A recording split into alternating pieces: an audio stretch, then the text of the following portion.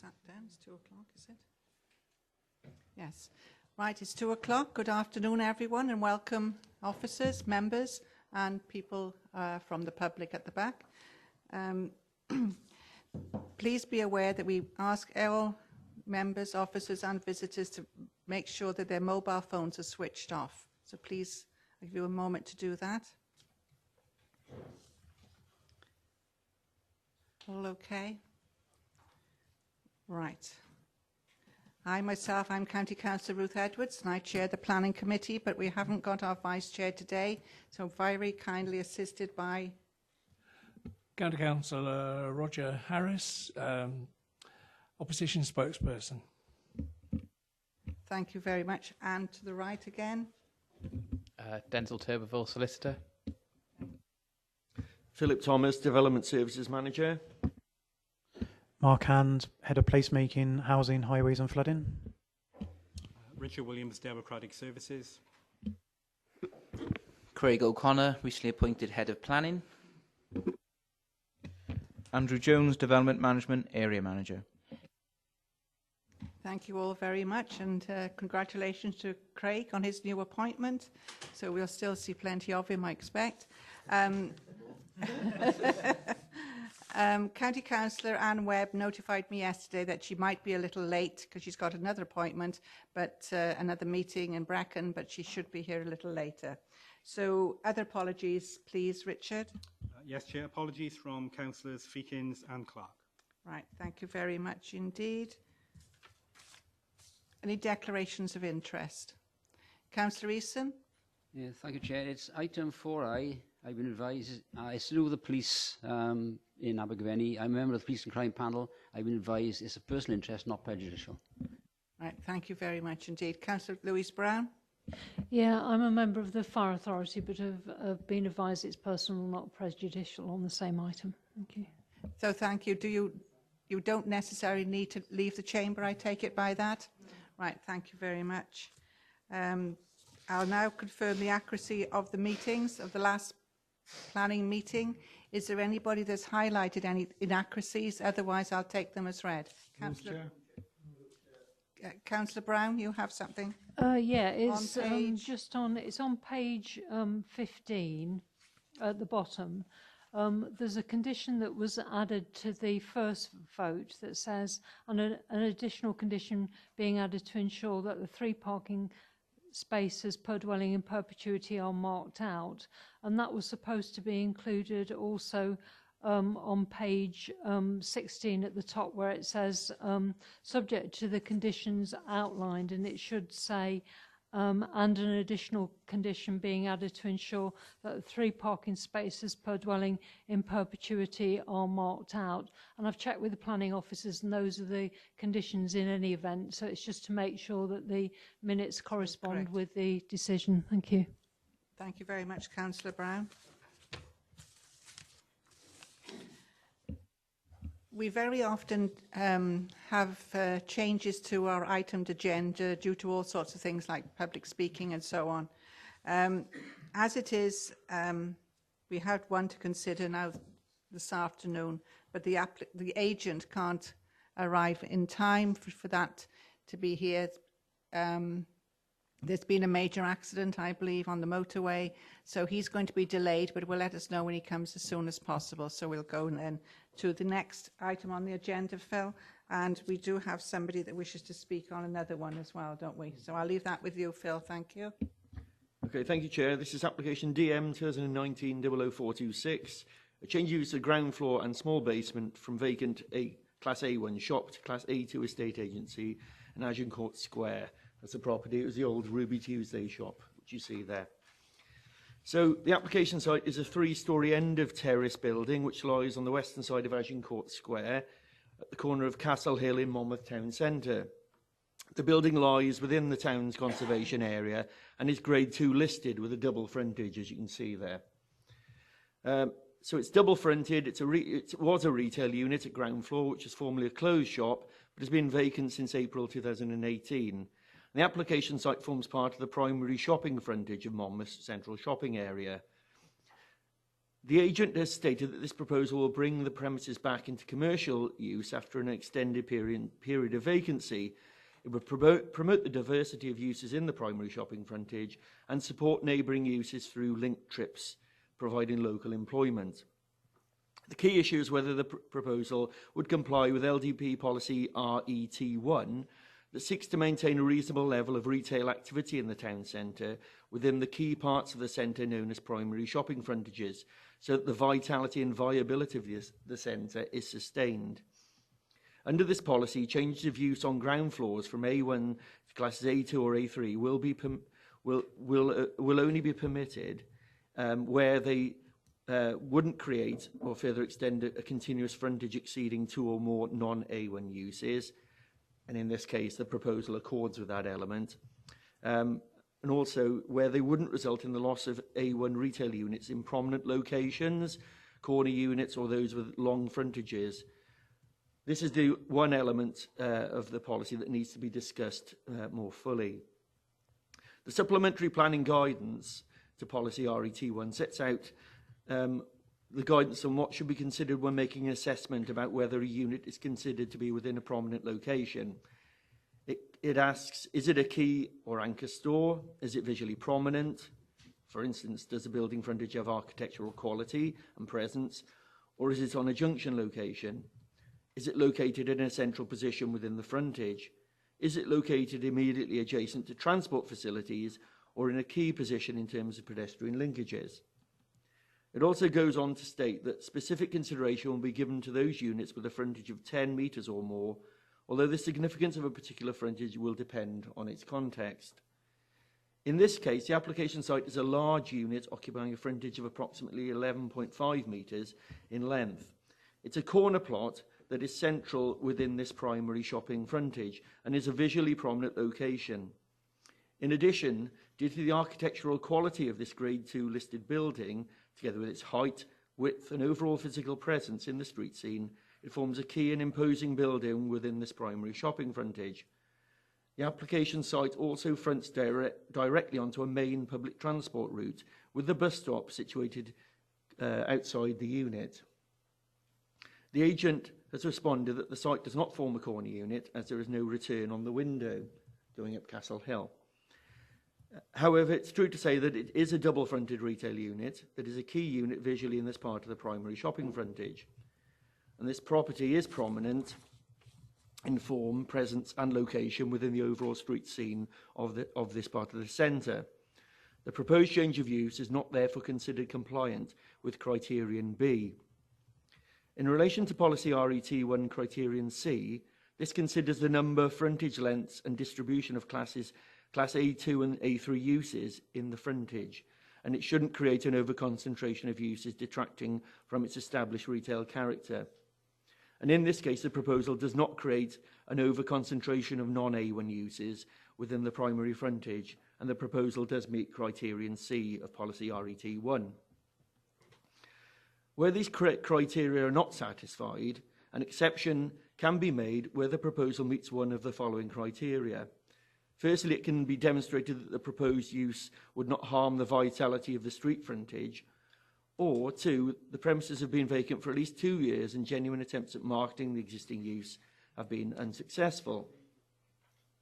As regards one, a footfall survey was not submitted by the applicant to justify this element, and it is doubtful that an estate agency, even with an attractive display window, would generate as much footfall as a viable A1 use. In relation to criterion 2, the unit was occupied by an A1 user less than 2 years ago, as it was vacated in April 2018. The agent is stating in the supporting information that the unit was marketed before then, from October 2017, and hence marketed for the 2-year period required by the policy. It is suggested that there was only interest from 2 A1 users during the whole of this time. There is insufficient evidence of this, as the marketing particulars delivered in the supporting information state that the unit is available for immediate occupation, but there is no explanation delivered as to the arrangement with the clothes shop that was operating there regarding immediate vacation.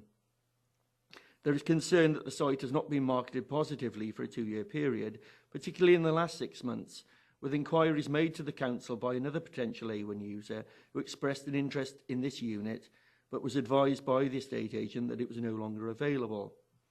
It is therefore questionable that the site has met the 2-year period, whilst the evidence to demonstrate robust positive marketing before April 2018 is not sufficient.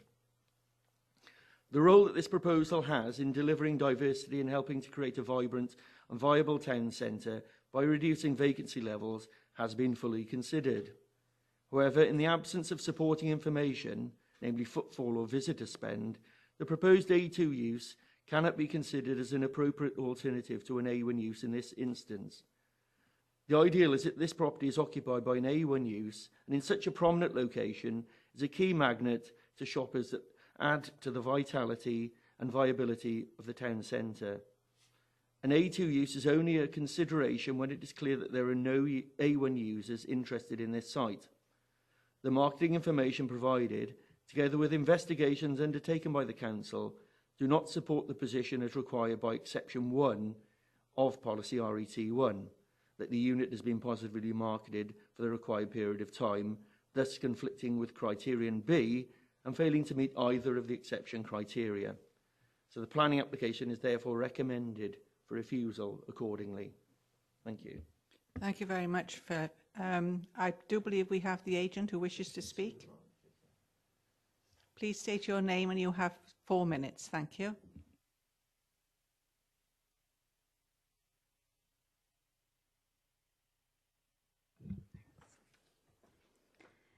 Good afternoon, and thank you, Chair, for the opportunity to speak. My name is Sophie Matthews from Walsingham Planning, and we're the agents for this application. As you've heard, the proposal is for Hart Estate agents in Monmouth to relocate to Agincourt Square from their existing premises in Beaufort Arms Court. The Agincourt Square premises have been vacant for over 18 months, as you've heard. We think that the estate agency would be an attractive new use, which would maintain the vitality and viability of the street frontage through encouraging footfall and link trips with other shops and services on the high street and providing an attractive shop display. It would also double the number of existing estate agency staff, creating 3 new jobs. The proposal has the support of the Town Council and the Chamber of Commerce, but as you've heard, the application has a recommendation for refusal due to a minor breach of policy RET1. In all, the proposal fails 1 sub-point of 1 of the 3 criteria of policy RET1 because the officer considers this to be a prominent unit which should remain in Class A1 use. This must be considered a very minor policy breach overall, and the likelihood of securing a good quality new tenant must be factored into the decision. The building's prominence makes it all the more important to find a new use, particularly because this is a Grade 2 listed building, which has been lying vacant. As you've heard, the premises have been vacant for over 18 months and marketed at a reasonable price with offers invited during that period. And marketing evidence has confirmed there's very little likelihood of securing a good quality new retail tenant in the short to medium term because of the size of the unit and that retail occupiers tend to prefer other locations within the town centre. The challenges facing the high street are well documented, with the BBC recently reporting that the proportion of empty shops has now reached over 10% nationwide. There was a mention of an interest expressed by one person who spoke to the planning officer. This was for an A1, A3 use, we understand, which would still have required a change of use. So, in summary, a refusal here will perpetuate the long-term vacancy, which is having a detrimental effect on the vitality and appearance of this part of the town centre. This is an old picture here showing the previous tenant, but as you may know, the shop looks very rather sad and uncared for at the moment, having been vacant for such a long time. In contrast, the grant of planning permission will bring the building back into gainful use, bringing investment, supporting an existing business, creating new jobs and enhancing the vitality of Agincourt Square. So I would urge you to grant planning permission for the proposal. Thank you. Thank you very much indeed. Several members would at the site visit yesterday, and if you can remember what it looked like yesterday, certainly not with Ruby Tuesdays on it, because that was a long time ago that it was Ruby Tuesdays, and it certainly looks a lot smarter now. And I dare say, looking at the committee, I'm the nearest county councillor to that site. Our local member that would have been on planning committee is unavailable today. So I will take comments, please, from the committee before I say any more. Thank you. Who wishes to comment first? Councillor Maureen Powell. Thank you, Chairman. Yes, I'm sorry, but I can't agree with wanting it to be an estate agent's. It's a good front for a shop, either a ladies' shop as it was before with clothes in, or a toy shop, or even a bookshop. But it's in the middle of the town, really, opposite the Shire Hall. It's an ideal place, and I'm so surprised that it hasn't been sold for that. And I'm wondering how well has it been marketing, because to me that is ideal for a retail shop. Surely we wouldn't need all that space for estate agents anyway. Thank you, Councillor Powell. Would vote Sorry, refuse. Councillor Powell. Do you wish to say anything? Sorry, something else I missed. Right, thank you. I believe Councillor Giles Howard wishes to comment. Thank you. Yeah, thank you, Madam Chair. I wasn't on the site visit yesterday, but I'm in Monmouth at least once a week, and I know the site very well. A couple of questions, and apologies if I missed the answer already. Do we know what the upper floors are used for? I'm just thinking in terms of any existing uses and security of the building and so forth. Do we also have an idea of the vacancy rates in the town centre, maybe compared nationally or within Monmouthshire as a whole, and if that might give us any reason to support this change of use rather than desist it? Those two issues aside, I have to say, until Phil provided his comments, I was minded to support the change of use. But I said that was until I heard about the A1 inquiry that appears to have been brushed off by whoever's controlling the use of the premises. I hear what the agent has had to say, and I read her email as well. And I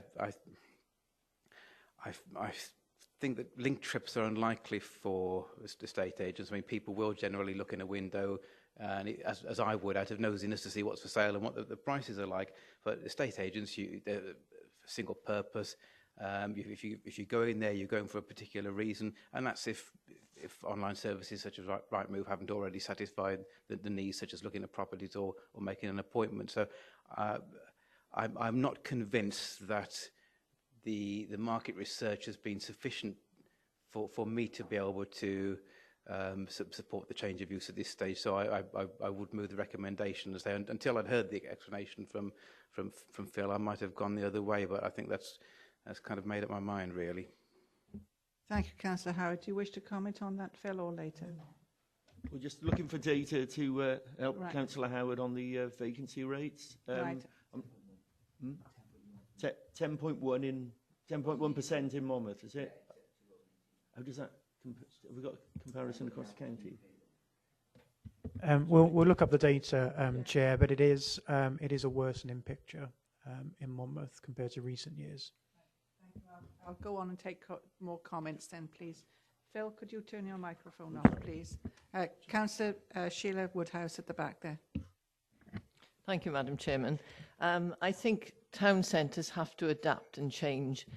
I made some inquiries this morning myself about empty premises, and I was advised by a member of the town council that there are actually 19 empty shops in Monmouth, 9 of them in that area. So it will be interesting to find out the latest information that we have about vacated shops. I think we have to be able to allow our towns to thrive, and in doing so, if we have to change the use to accommodate that. We all know the threat from the internet, from the ever-changing scenes on our high street, and I would support this change of use. Thank you, Councillor Woodhouse. Councillor Josh Becker, please. Thanks. Just interested on what Councillor Howard said about the usage of the upper floors of the building. Do we have an answer on that?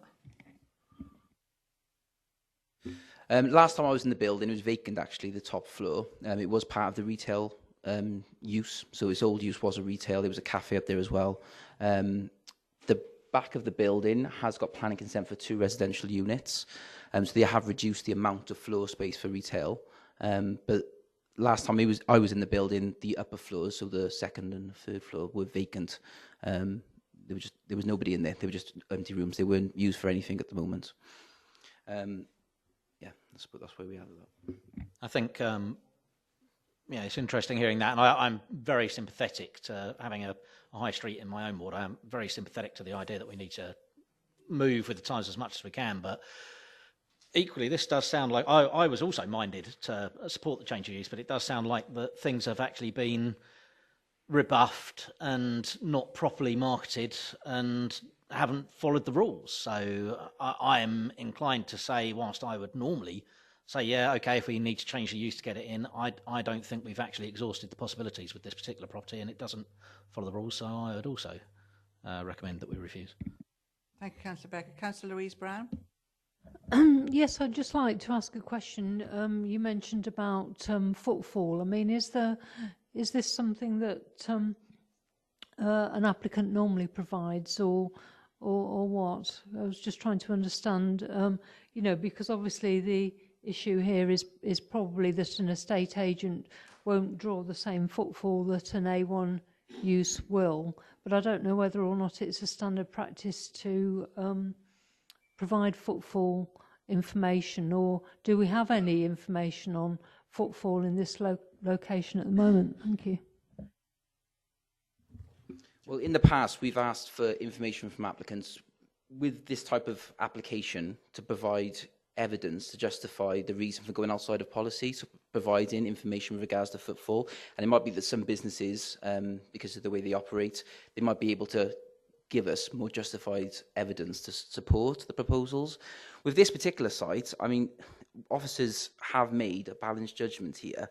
We completely sympathise with the situation that it is a vacant unit, and obviously the vacancy rates in Monmouth are 10%. We're not particularly happy with that, and we do want to support local businesses, as Councillor Woodhouse has said, and adapt.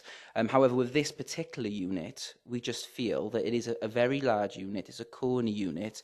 It is a primary shop frontage, and we should be retaining that for a different type of use. And it is an estate agent going to create that level of footfall where people would go into the town and spend additional money within the town. A lot of estate agents now work online, and we're concerned as to whether this creates window space rather than creating footfall and people to enter into the town. If it was another unit, all these units along this area of Agincourt Square are protected by the same policy, and if it was another unit, officers would take a more relaxed view, I think, in terms of if it was a smaller unit or a unit which didn't have the same level of frontage. I think it's because of this particular unit, and given its prominence in the area, we feel that policy there is to protect that. So it is a balanced judgment. Obviously, as officers, we don't want to see vacant units in Monmouth, but this particular unit, do we want to use it for A2 use? And as officers, we feel that we've made the correct recommendation to protect this building. Thank you for the explanation there, Craig. Councillor Murphy, please. Yeah, thank you, Chair. And I was in the I'm going to approve it camp as well, and until I started digging into it. I don't like to see empty properties. But estate agents these days, I find it difficult to work out why they need a big double-fronted unit, particularly as just about all searches are online these days. You make appointments online, as Councillor Becker has said. And Giles hit the nail on the head. There is that question mark about how well has it been marketed. It seems as if there was an opportunity that was let go, and it hasn't been evidenced that it's been on the market for 2 years. So there is a question mark over that. So that has swayed me. I've gone from approving it when I first read the report to thinking that they should be trying more actively to fill it with an A1 use. Thank you, Councillor Murphy. Anybody else wish to comment? Councillor David Evans. Thank you, Madam Chair. There's a question. Most estate agents not only have the premises for their business, they have a building society in there. Is there any sighting of that to happen? Because that could explain why they want the big premises.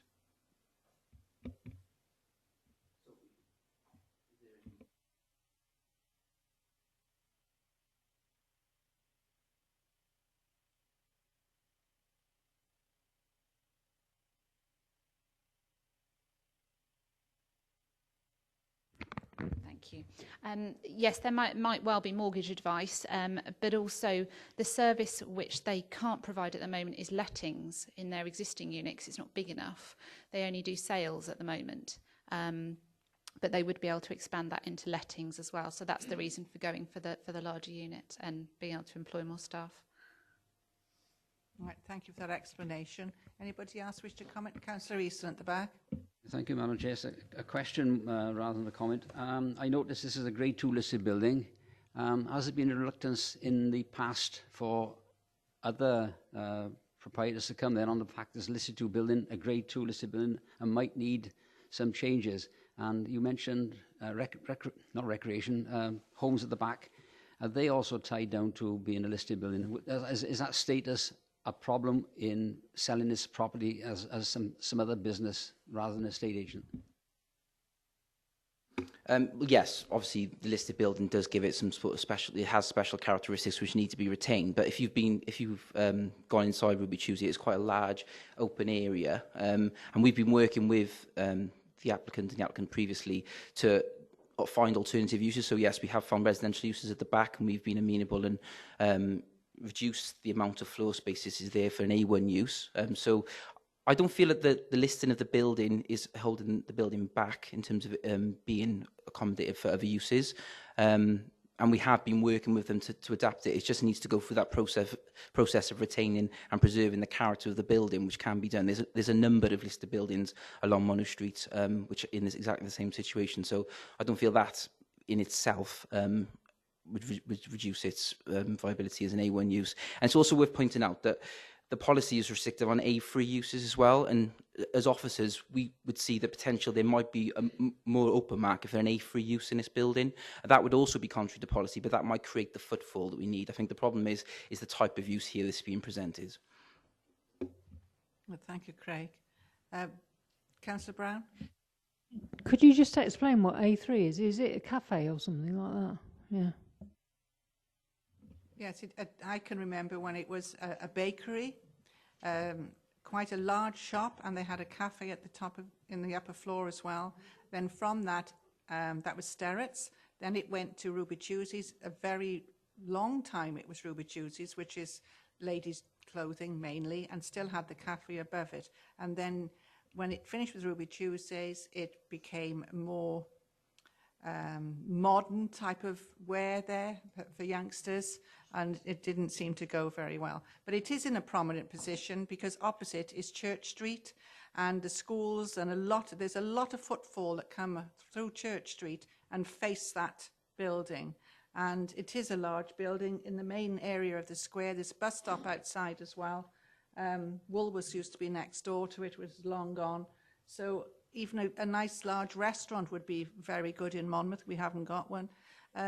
So myself, I would go with the officer's recommendation, but I would like someone to move, please, and I think we've debated this long enough. Councillor Powell? Do you have a second of refusal? Councillor Howard, you second of refusal. Could I have a show of hands for refusal, please?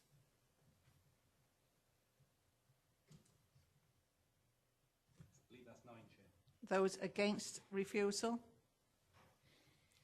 3. Any abstentions? 1 abstention.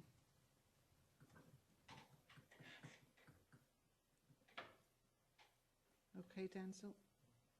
And what's the criteria? It's up to you to announce it. Yes, so that's been refused.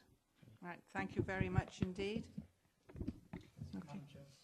Yes. Chair, so Mr. Chichester's arrived now. Yes, I had is the applicant on the first item on our agenda has now been able to get here. So if he likes to come back down to the you come down through the doors there and back around. And we'll now consider your application. Thank you. Oh, thank you, Madam Chair. Shall I just wait for Mr Chichester Yes, to... yes, indeed.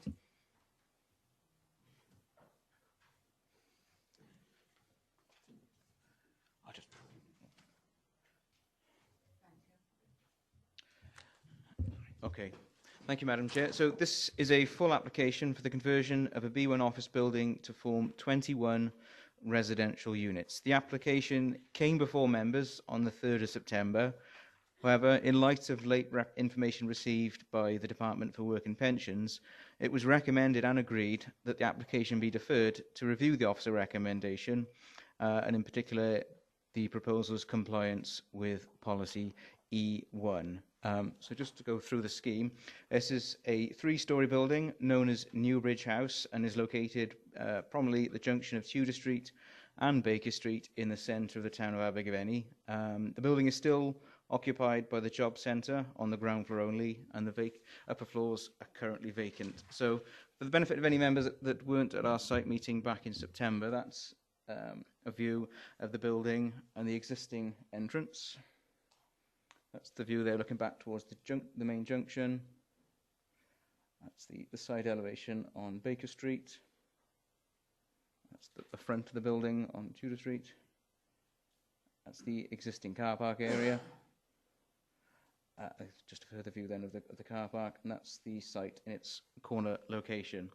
So, as I say, the site is shown on screen, is located within the Abergavenny Conservation Area. The building's not listed. The proposed layout would see the existing entrance and parking arrangements retained to the rear of the building, as you can see there. 21 parking spaces would be provided with 4 visitor spaces. A cycling storage area would also be provided. The building would be extended vertically via a mansard roof toward Baker Street. So if you can just have a look at those plans, Phil. There's some 3D visualizations also, which might assist members to see that. So the elevational treatment has been subject to significant amendments and provides a clear vertical emphasis, including sections of coloured render, hung slate and metal cladding, and additional soft landscaping and trees and hedgerows would be provided across the site.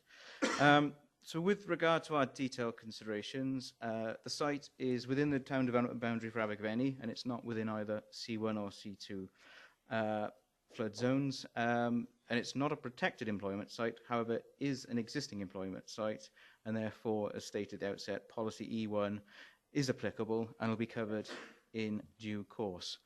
Firstly, with regard to affordable housing, policy S4 requires in main towns, which this is, the development with capacity of 5 or more to provide 35% of the total number of dwellings to be affordable.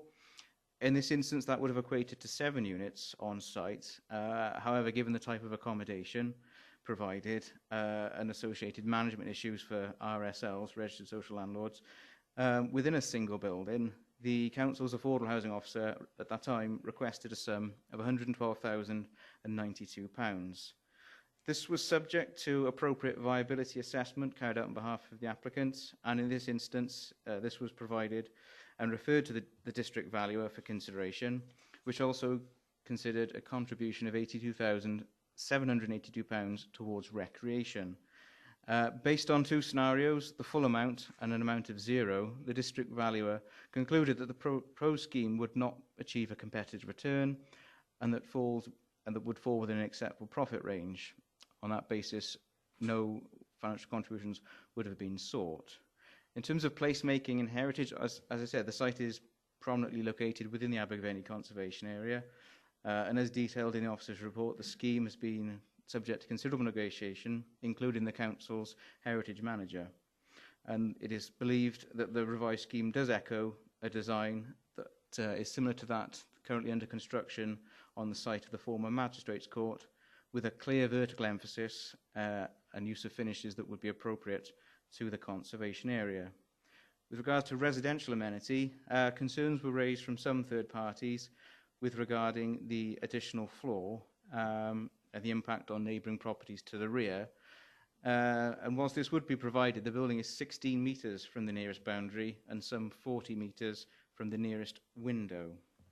With regards to highways considerations, as stated, an objection from highways was being received in respect to the parking spaces, and whilst this would fall below the adopted standards by only providing one space per bed, given the town centre location is considered to be very sustainable and the short walking distance to town, as well as bus and train services, the scheme is considered acceptable in this instance. Turning now to the issue of employment, the Department for Work and Pensions, who are responsible for the job centre at ground floor, confirmed that, contrary to what officers believed, a new 10-year lease was signed on the entire building in December of 2017, and that covered the period from the 2nd of April 2018 to the 1st of April 2028. Within this, there's a tenant-only break option at 5 years on the 31st of March 2023. Policy E1 seeks to protect existing and allocated employment land from alternative developments. The policy sets out 5 detailed criteria that need to be satisfied in order to permit the loss of employment use. In this instance, of particular importance are criteria A and C, which state the following. Criteria A, the site or premises is no longer suitable or well located for employment use. And criteria C, there is no viable industrial or business employment use for the site or premises.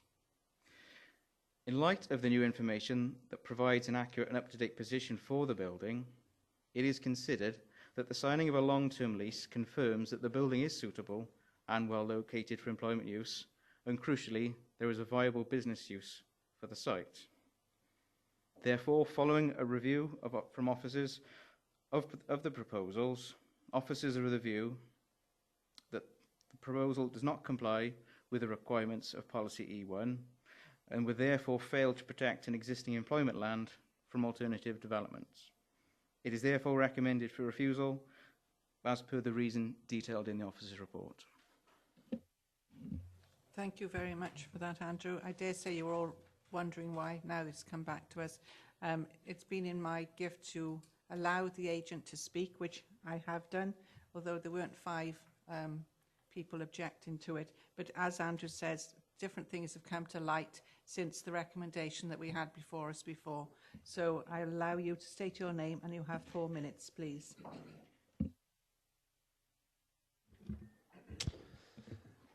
Good afternoon, ladies and gentlemen. My name is Robert Chichester, and I'm a director at CGJ Architects and Town Planners, a chartered architectural and town planning practice. I'm here today to represent my clients regarding the application presented before the committee.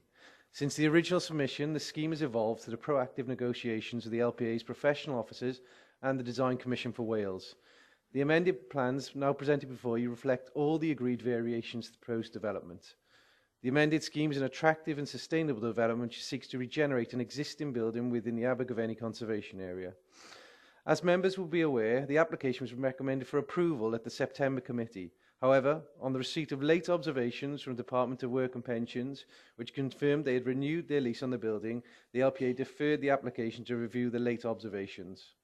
Following a review of the late observations, the LPA now believe the proposed application would fail to comply with Policy E1 of the LDP. As such, have recommended the application be refused at today's committee meeting. The applicant disputes the stance of the LPA and argues that, despite the late observations received from the current tenants, the proposed scheme would adhere to Policy E1 and would not prejudice the existing tenants. In line with the above statement, the applicant does not dispute that the tenants renewed their lease on the existing building 12 months ago. It is, however, key to understand the context and history of the renewal of the lease and planning application presented before the committee today. The application for the proposed extension and conversion of the building to residential apartments was submitted to the LPA in December 2016, following the confirmation of the tenants of their intention to vacate the building due to the gradual downscaling of the business requirements. The above stance was supported by the fact that the tenants had failed to secure tenants for the first and second floor of the building for approximately 14 years, despite actively marketing the floors with local agents. Due to several requests from the LPA regarding the design and viability of the building, the application has taken nearly 3 years to determine. Notwithstanding the design and viability issues, the LPA has always supported the change of use of the site to residential, given the context of the adjacent build form and the regeneration within the area. During the application process, and several weeks before the tenants were due to vacate the building, the tenants contacted the applicant and sought an extension of the lease, as they were still reviewing the status of the building in this location and had not decided on a suitable alternative premises to downscale. The tenants and the applicants therefore negotiated a new lease for 10 years with a 5-year review and break clause. The applicant was unaware at the time that this renewal of the lease would prejudice the application. Notwithstanding the above, and given the uncertainty of the tenant's position, the applicant was acutely aware that tenants could renege on their lease at any time or could agree to terminate the lease at any time with the owner. This is and remains a realistic prospect given tenants continue to fail to secure tenants for the upper floors of the renewed lease. Again, the applicant was minded that any forthcoming planning consent would provide him with a fallback position for 5 years in the event that the tenants reneged or terminate their lease when the break clause or renewal clause expires within 4 years. Could you please wind up? You've had 4 minutes. Thank you.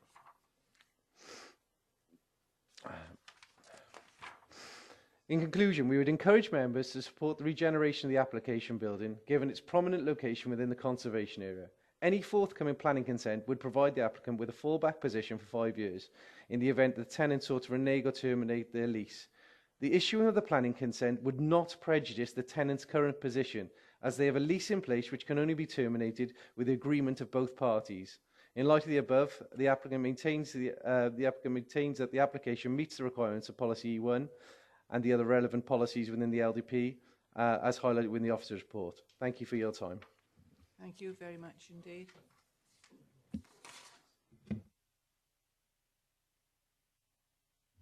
I'm just thinking who the most likely Abergavenny. Sheila, is that? Right. Sheila, Councillor Woodhouse, please, I'd like to have your comments first. Thank you, Chair. Can I just start by mentioning the fact that when this application came previously to this committee in September, I was not a member of the planning committee at that time. So I'm viewing this today as a member of the planning committee. I've consulted our legal department and I have an open mind based on all the latest information. This is an area that was residential in the past. The lack of parking in this area does give an awful lot of concern to the residents. They do encounter difficulties when trying to find somewhere in the location of their homes. It's close to the town centre, so people who work and shop there tend to park in this area as well, which causes further congestion on our Victorian streets. Another issue is the height of the building. As you can see, there's an additional floor on the top floor. For this, the area that the building will cover, this would appear to be of concern to the residents. They think that's too high. It shouldn't be any higher than the existing building. The other comment I want to make is about it's disappointing that there will be no Section 106 monies for affordable housing on this site. Thank you, Councillor Woodhouse. Any other Abergavenny? Councillor Powell, your Abergavenny. Sorry, I believe Giles put his hand up before you. I'm sorry. Yeah, Giles. All right, Councillor Powell and then Councillor Giles Howard. Thank you. Thank you, Giles. Yes, it's a difficult one, really, because we all want more flats and houses about, but there is this problem of parking in the area, which doesn't add to a lot, but then people can walk from there. But I think I agree with Councillor Woodhouse on that piece up on the top. I suppose we've looked at it for so long as it is. I'm thinking about the people, the houses behind in Trinity Street, I think are a bit in awe of it. I think they're worried that it's going to block them in too much. I think if they took that piece off the top and kept it the height it is now, I think I could go with it. But of course it isn't easy, as the moment we can't have it for, how long is it, 4 years or something? 4 years before you get it? Before it would be able to be put for... Pardon? In terms of the lease. Do you mean in terms of the lease? Yeah, Andrew? So, yeah, so the lease is the sort of 1 year into the lease, Yeah. And there's a 5-year review clause. So halfway through. Halfway through. Yes. My understanding that was at the leasees then right to review that. It seems a shame to have a building that's only occupied in the ground floor, you know. It's, as I said, it's difficult to, there's two sides to it. But I think if they didn't put that extra piece on the top, I think I'd be quite happy to have gone with it, but it's there. So as it is with that piece on the top, I'm afraid I'd have to refuse it. Thank you, Councillor Powell. Councillor Giles Howard, then Councillor Murphy. Thank you, Chair. I agree with the report in as much as the employment use hasn't been demonstrated to be defunct. I also, notwithstanding, I hear from the agent architect about the whether or not the lease could be broken and a mutual agreement. I do feel there would be some, almost if we gave consent for this, there would be some sort of de facto closure of the job centre. I know that's of concern to the people of Abergavenny, not necessarily material to what we're considering. But yes, in terms of demonstrating compliance with the LDP, it clearly doesn't given that lease. You may recall when I spoke about it at a previous committee, I always had concerns about the design of the building. As Maureen's pointed out, I don't like the additional floor. I mean, it's not strictly a mansard, but even so, considering we are talking about the conservation area, notwithstanding the comments of our heritage team, there isn't anything in the street scene that you can draw a comparison with that, really. I mean, I noticed the 3D perspective doesn't show the view up Tudor Street, where you've got a row of cottages and Victorian properties immediately next to it, all those further along Baker Street. So I don't think it sits well in the street scene. And if it had a reduced mass, that would be better still. The other question, I know this isn't the application before us, but if there is a concern about the use of the top floors, why not put forward a scheme for a mixed use with the retention of the job centre and flats above? And then two last questions. Did we consult CADU? I'm thinking of the proximity of the SAM around the castle, the boundary for that, and I think the parks, Linda Vista scheduled, isn't it? And could somebody remind me whether or not there was any outdoor amenity space associated with this? Because it is quite constrained. I know there's a shortage of parking, which was again a concern and prompted a high-rise objection, but it seemed to me that there's very little to offer any future residents in terms of outdoor space, whether it's bin storage, cycle racks, the like, or even somewhere pleasant to sit, notwithstanding the park. But certainly the main reason for refusal, and that being the employment policy, I support the officer's recommendation. Thank you, Councillor Howard. Councillor Philip Murphy. Yes, thank you, Chair. And there are some concerns with this quite clearly. Although the parking's been accepted at a push, it is at a push. I am concerned about that top floor as to be inappropriate. I do understand the applicant's view that this will give them a fallback position. But so would be a reapplication at the time, and perhaps that reapplication could be a little bit more sympathetic to the concerns that have been raised.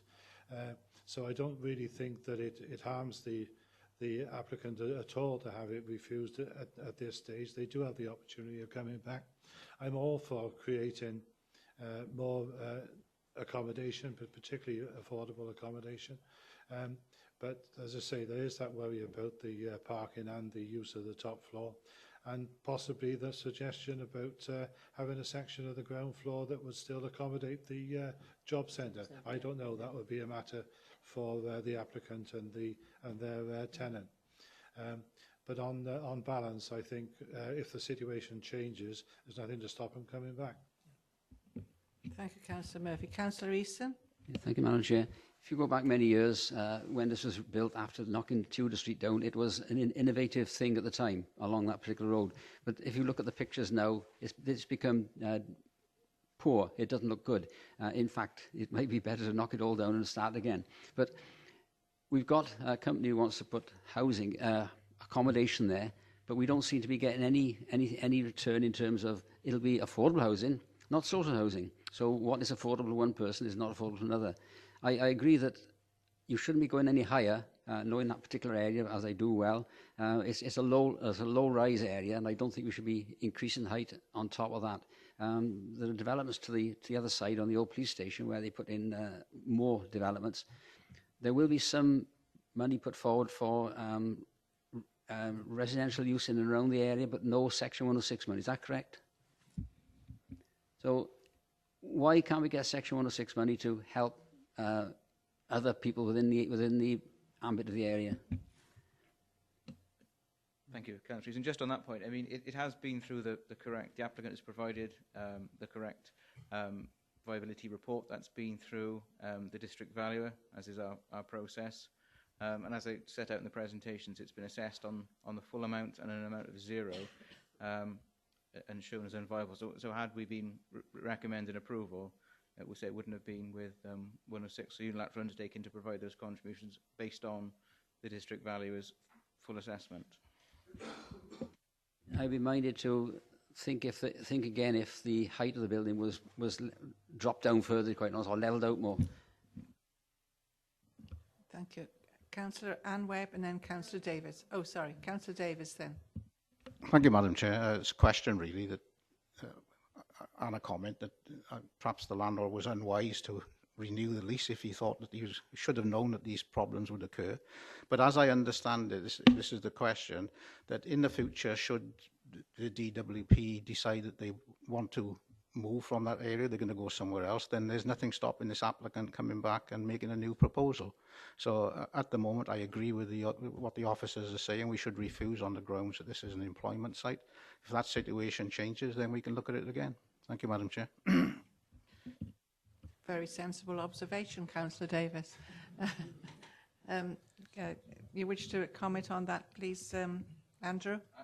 Sorry, I think I believe it was Councillor Howard's point that I don't think was answered with regards to CADU and consultation.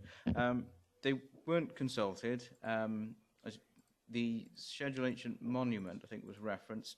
The Abergavenny Roma Fort is in excess of 170 metres from the site. Was it that basis you were querying, Councillor Howard?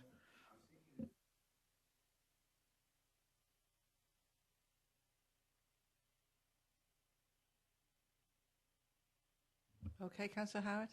Right, Councillor Roger Harris, please. Thank you, Madam Chair.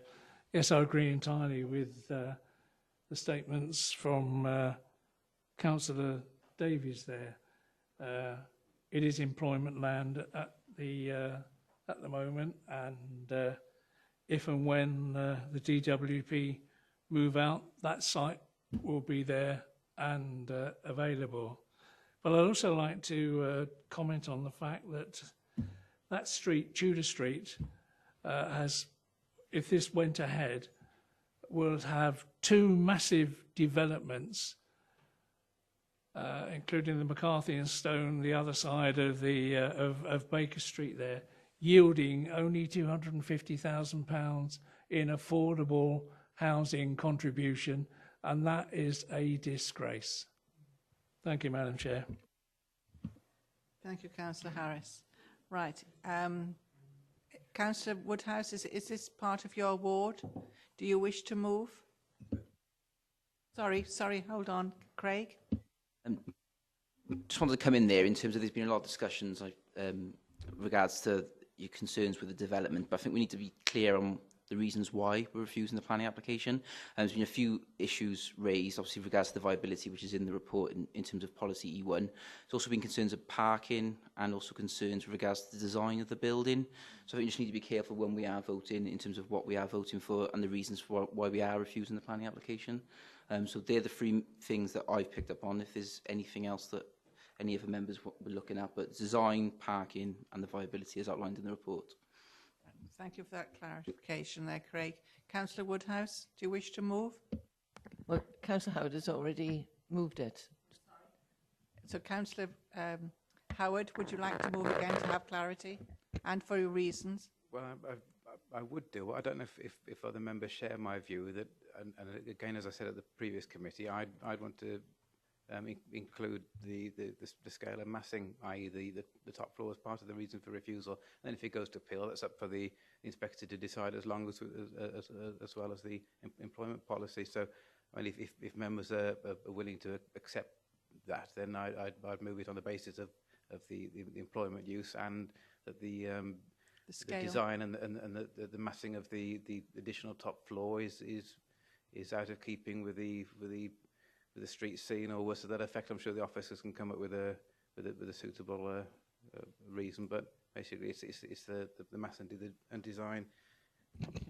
That all right for you, Craig? Thank you. So you've moved refusal. Do you have a seconder for refusal? Councillor Woodhouse. Show of hands for refusal, please.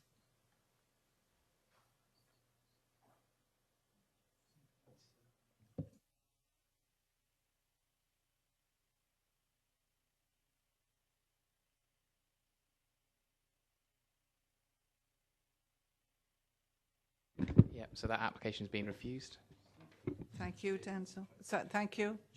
Just for clarity then, so we're refusing on the employment land, loss of employment land, and the design and scale of the building, mass and scale. Did you want us to perhaps agree that reason, second reason with the delegated panel, just to make sure that the wording reflects committee's wishes? Is that okay? Councillor Brown? Yeah, I did want to add before the vote about the parking issues as well, because obviously there's a shortage of parking there, and that was raised by Councillor Woodhouse, although that's a bit late, unless the people who agreed to refuse the application would want to add that as an extra refusal grounds. Madam Chair, I'd advise against that. 2 reasons. Once the vote's been taken, although defer to Denzel for advice on that. But also, we're in a town centre location. National planning policy is really clear. We shouldn't be looking at maximum parking standards anymore. Sorry, minimum parking standards. It should be a far more flexible approach in a location like this. So I think that really would be a problem at appeal to defend that argument. Thank you very much indeed. Thank you for attending and to get here safely. Thank you very much.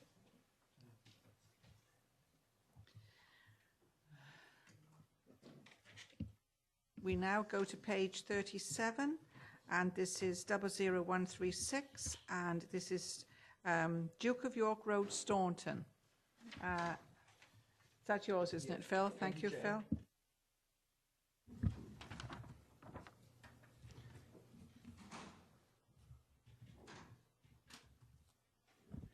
Okay. Yeah, this was one we visited yesterday. This is looking, the first view is looking, into the site from the Duke of York Road. So the site is over on your right. That's looking back towards the main road. That's looking from the Duke of York site down into the site. And you can see the caravans there in the mid part of the picture. That was a field where we actually drove past that site. It wasn't occupied yesterday because it's seasonal until the end of September. But you can see the site in context. And this sort of field, nearer part of the field, is where the 5 glamping pods are proposed. So it'll be tucked in this sort of lower part of the field here. And that's the approved caravan camping site.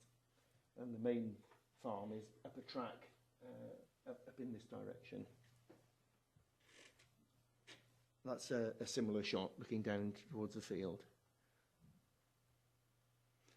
So that shows the site in context. You've got the main A4136 there. Access into the site is here.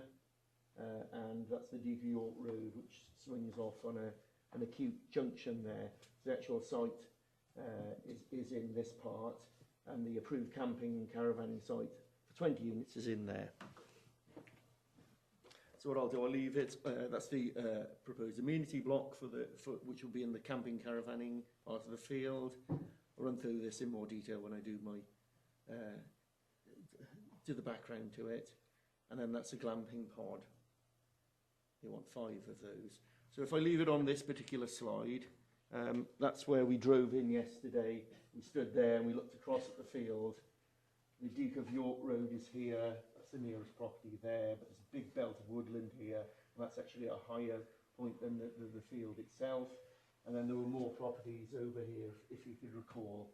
But there'll be significant belts of landscape between the pods and those dwellings there. And then the amenity block would be in the camping and caravanning field here, in that corner there. So it's very hidden and secluded.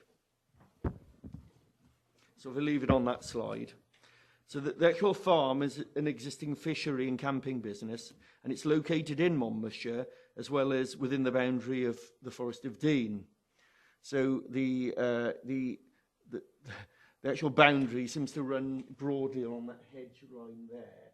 So this part's in Monmouthshire, but the farm, car parking area and campsite up here, including some pods as well, it's actually in the Forest of Dean. It's also in the AOMB. So it seeks permission for a change of use of the land there, as you can see in the slide, to accommodate 5 glamping pods. The original scheme was for 7, so that's been reduced. The pods would measure 2.9 in height, 3 metres in width and 5.5 metres in length, including an overhang at the front, so they're relatively small. And they're constructed of dark stained timber, and the exterior would be covered in dark shingles.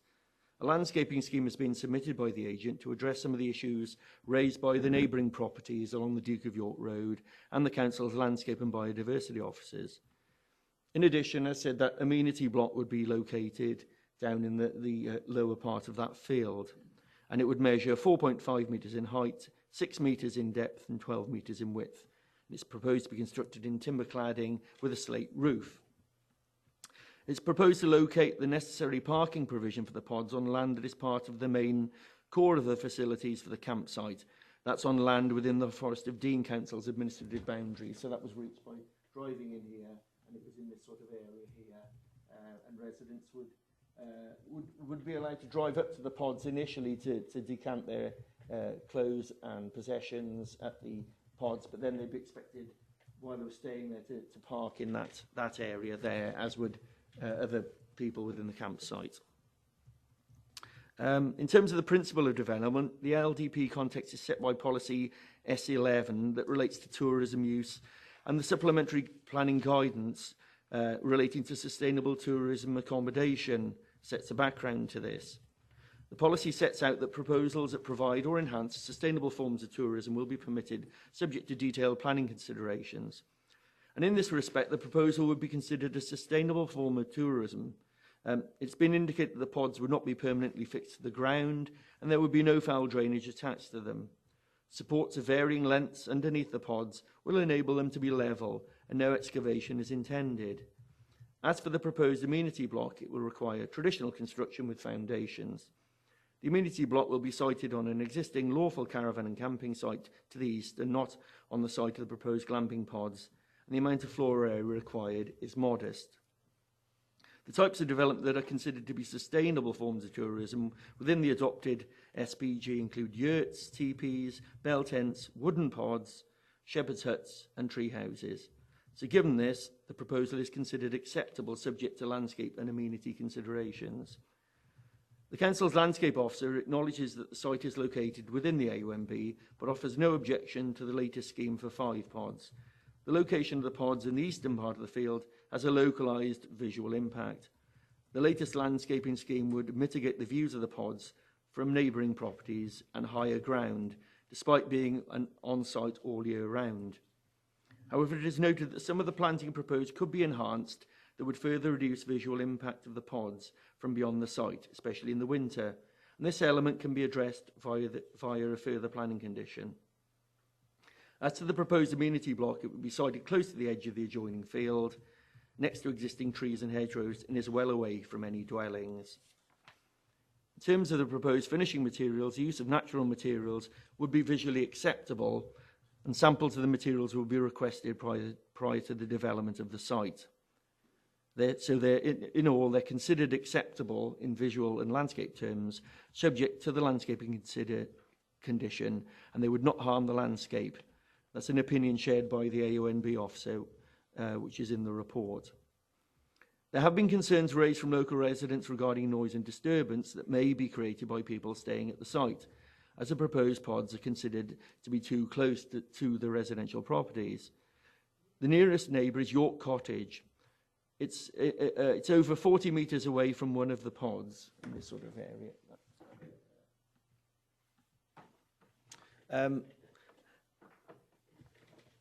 Indeed, yeah. So the relevant site boundary, the northern one, is heavily screened by existing mature trees, which we saw yesterday. In fact, we couldn't actually see the dwelling when we were by the end of the driveway there.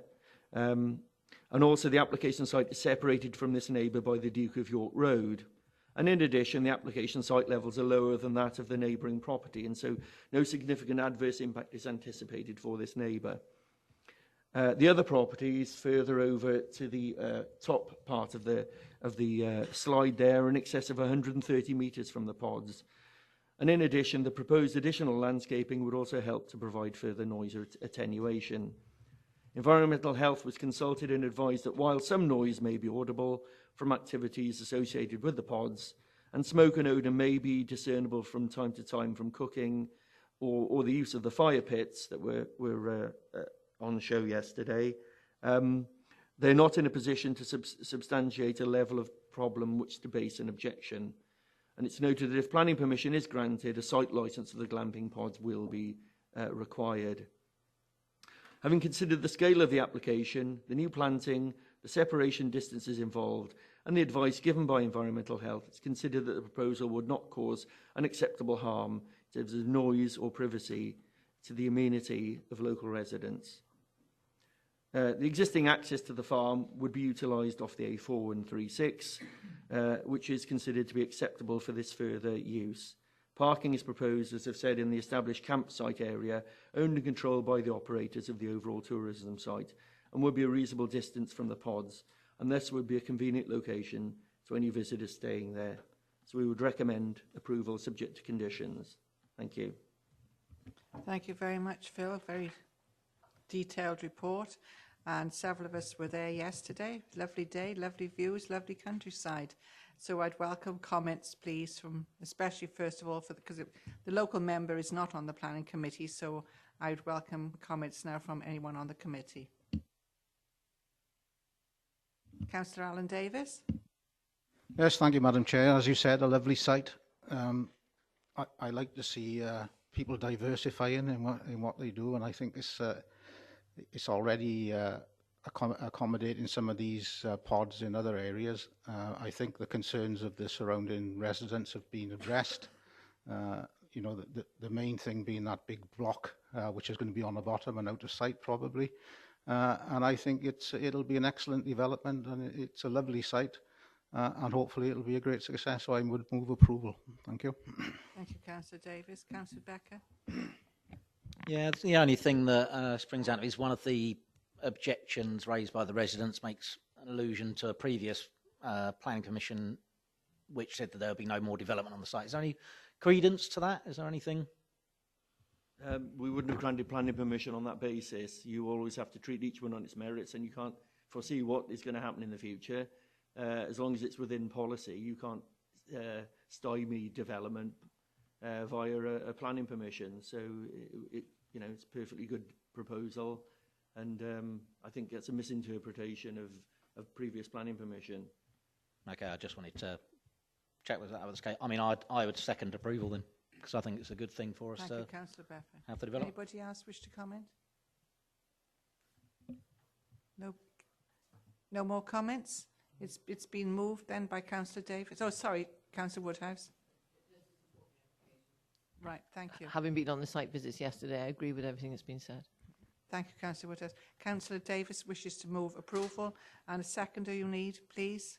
Councillor Becker, show of hands for approval, please. It's unanimous, Chair. That's unanimous. Thank you very much indeed. Okay, Denzel, approval. Yeah, that motion's been approved unanimously. Thank you.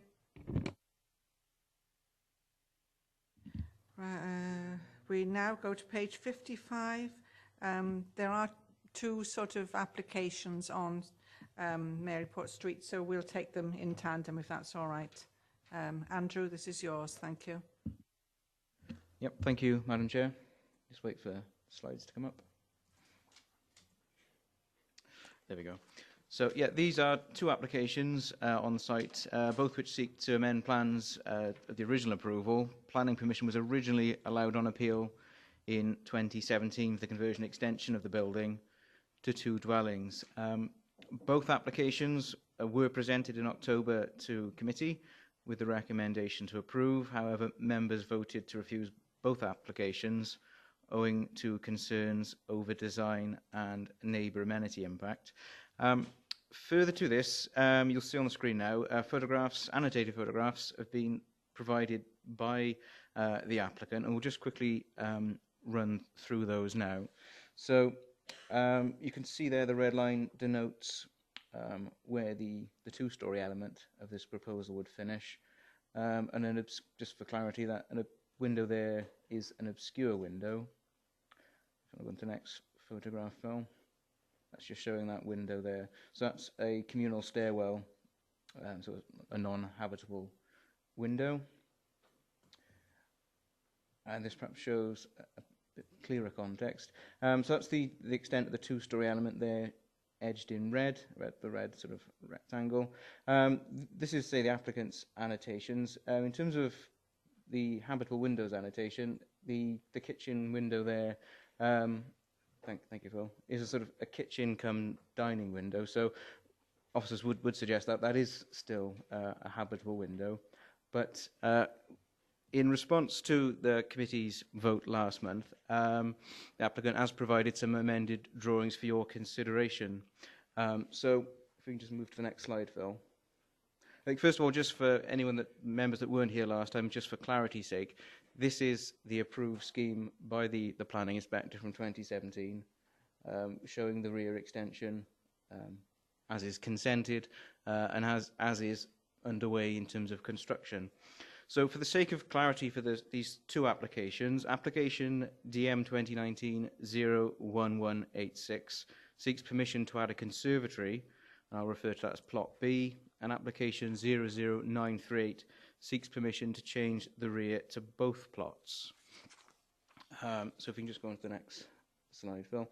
So this was what was before you with regards to the conservatory plot in October, which also included a revised two-storey monopitch extension that was covered by their application. The applicant, if you go on to the next slide, Phil, has actually reverted back here. You can see this is to the original approval as per the inspector. So all is now proposed. You can see there's an existing approved conservatory to your right. So all this would now be seeking is the conservatory then to the left, and the two-storey element would be as per the original approval. And officers are still of the view that if that original approval was continued and implemented, then that 4-metre long extension would qualify as permitted development. So if members were minded to approve that application, given the reversion to the original two-storey element, officers would recommend that normal permitted development rights would be removed to prevent further extension. However, if that doesn't overcome the concerns raised previously, then the reasons for refusal are set out in the officer's report. Turning now to the other application, which seeks to amend the rear of both plots, the two-storey monopitch proposal is still there. However, the applicant, that was what was before you in October. So the applicant, in response to the concerns raised by yourselves, has, and particularly on the kitchen cum dining window of the neighbour at number 36. Phil, if you move to the next slide. It's actually reduced on this scheme that conservatory to now 3 metres in length, which would be clear of that neighbour's kitchen dining window. Notwithstanding the two-storey monopitch element is retained as proposed. It's also worth pointing out, I think members have been there on site, and members' design concerns with this are noted, but there is a similar monopitch extension at a neighbouring property. Similar to the other application, if members were minded to approve, again, we would recommend removal of permitted development rights to manage any further extensions in the life of the building. However, if this didn't overcome members' concerns, the reasons for refusal are set out in the report, although both those elements refer to both design impact and residential amenity impact, and perhaps members would need to consider, given the changes now made and offered by the applicant, whether that reason for refusal would be on both grounds or just the design considerations. So I'll put that back to members. Thank you very much indeed. I think we're all well aware of the controversy we've had over this particular application, or the two applications, so most people are aware of the site. So I'd welcome comments, please. Oh, thank you, Councillor Murphy. Yes, thank you, Chair. I did think last time, particularly with regards to the conservatory, that he was going to do it anyway. It was only a matter of timing. But this application now, in fact, both, whichever ones we're considering, have gone back far closer to the original design. I think, from a personal point of view, any concerns that I did have over the original one have been allayed. So I think I'd be inclined to vote for approval this time. Thank you, Councillor. Anybody else wish to comment? Councillor Howard? I must be having a senior moment, but I'm a little bit confused. Andy mentioned the reversion back to the mono pitch for the two-storey element, and now we've got another plan in front of us with a mono pitch and the shorter conservatory. Which one's which? So this application is seeking for the mono pitch and a shorter conservatory. So it's a completely different two-storey section to that previously approved, plus a shorter conservatory. The first of the application then is simply for a 4-metre conservatory with the two-storey element as per original inspector's decision. So that's it. So I guess if approved, the applicant will ultimately implement only one. But does that clarify? Sorry, Councillor Howard. Yeah, it does, Chair. I mean, thinking, sorry, in terms of, I was never so worried about the conservatory because the height of the roof can't be an awful lot more than 2.2, 2.5 metres, can it, looking at the door height and the area of roof above that. It was really the effect of the tall side elevation facing the neighbouring property that I didn't like, which was the mono pitch. So I much prefer this scheme, and I'm not concerned about the depth of the conservatory quite as much. But so I would prefer the solution to the other application 1186 than this one. But ultimately, it's down to my colleagues to come to a view as well. Thank you, Councillor Howard. Anybody else wish to comment? No. So do you wish to move then? With permitted developments, any further permitted developments being for clarity, I'll switch my... Are you going to take them both in tandem or separately? I think they're so intrinsically linked that it'd be an idea to take them both together. Yes. So I'd be prepared to propose, as per the amended plans, with the removal of permitted development rights. Right. You are all clear now of what you're voting for, and it's been proposed by Councillor Murphy and seconded by Councillor Powell. Could I have a show of hands, please, for approval?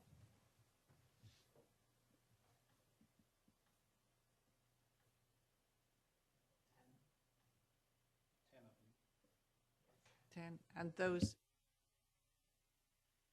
anybody against? No against. Abstentions, please.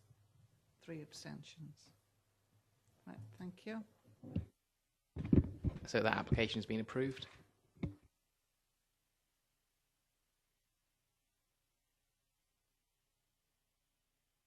Sorry, for clarity, both applications have been approved. Thank you very much indeed, Denzel. We now go to page 63, 00997, Lentilio Patholi. Thank you. Who's doing this one? Andrew again? Sorry. Right, Andrew's in big command this afternoon. Thank you, Madam Chair. Yep, this is a full application for a single demountable. The application site is Ysgol Primary School, located off St David's Road in Mardy. The application is presented to today members due to the site being owned by Monmouthshire County Council, as well as an objection from colleagues in Highways. So just quickly run through the photographs for the benefit of any members that weren't on site yesterday. This is a view of the existing main school building and play area. These are some of the existing demountables on site.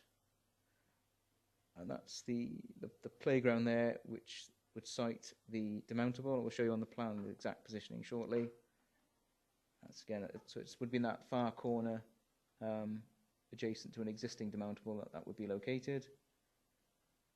That's just showing a further view then of the. So that's the exact sort of positioning there, edged in blue, adjacent to two of the existing demountables. So the demountables would provide up to 2 classrooms, toilet facilities, and a small kitchen area. With regard to dimensions, these would be 9.8 metres in width, 16.7 metres in length, and 3.5 metres in height. I think the plan is shown there, and they would be finished with grey cladding, UPVC windows, and a dark roof covering to match those demountables already in place. The demountable building would have a capacity for up to 60 pupils and 2 teachers, and would be funded through Section 106 monies that were received from the Dairy Farm development. By way of background, the existing school capacity is 257. The actual number on roll at the moment is 243. In addition to this, the school also has capacity for 30 nursery places, which would be divided into morning and afternoon sessions, so there would only be a maximum of 30 nursery places at one time. So with regards to detailed considerations, the playground of the school is actually designated an area of amenity importance under Policy DES 2 of the LDP. This policy seeks to protect the built environment by retaining open spaces. You'll have seen in the officer's report a detailed assessment of the various criteria A through E. An officer's review that the proposal would take up just under 10% of the DES 2 area, and given its existing use as a tarmac playground and the nature of the demountable building, we're satisfied that the requirements of Policy DES 2 are met.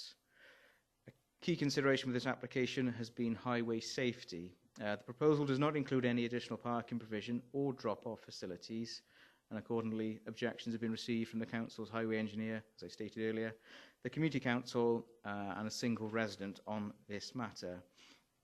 The representations that were submitted set out that the increase in traffic generated by the proposal would increase the demand on the existing substandard on-site infrastructure and school transport services. It's also stated that there would be an additional pressure on the on-street parking stress on the adjacent highways, which would increase risks to road users and pedestrians during school opening and closing times.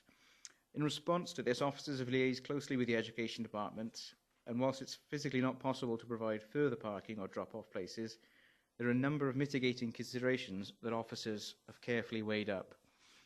Firstly, it's predicted that the school would decant to a new site by 2023, would caveat that there's currently no planning application in place for that, but the funding is secured. Based on current pupil intake trends, this equates to 5% each year, which would be around 12 pupils per annum. With regards to consideration of the current school travel patterns, 42% of the existing pupils use the bus service, and the bus service currently has capacity to cater for an additional 14 pupils. And the Education Department was also advised that the reorganisation of the transport is possible that could see the use of larger 8 and 16-seater vehicles as opposed to the smaller buses that are currently used.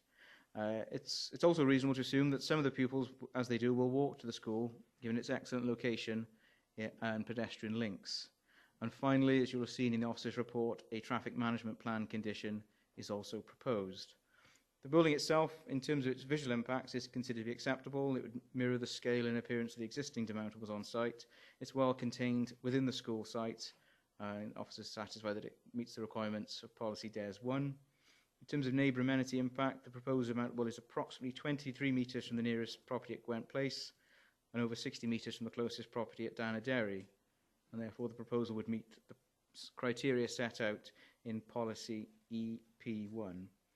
In conclusion, the application has required detailed review and balanced consideration. Officers are satisfied that the partial loss of area of amenity importance would not be contrary to Policy DES 2, and that the impact on highway safety has been discussed in detail, but for the reasons set out, the gradual increase in school capacity can be appropriately managed. Therefore, subject to conditions set out in the officer's report, it's presented to you today with a recommendation to approve. Thank you, Andrew. Several of us were there yesterday to view the site, and obviously Councillor Harris wasn't, but it's in his ward, and I should imagine he knows the site very well. So I'll ask you to comment first of all, please, Councillor Harris. Thank you, Madam Chair. As mentioned, highways are not happy, but highways would say the same for any school in any part of the county. Going in time in the morning and leaving time in the afternoon. If you can show me a road that's not congested outside of school, then I'd be amazed to see it. There is obviously a problem at this time. There is a history of parking problems going back many, many years. There is right next door a village hall that has car parking facilities, but there are and have been ongoing problems there. So that doesn't really come into the picture. Basically, the school is very, very successful. It is expanding.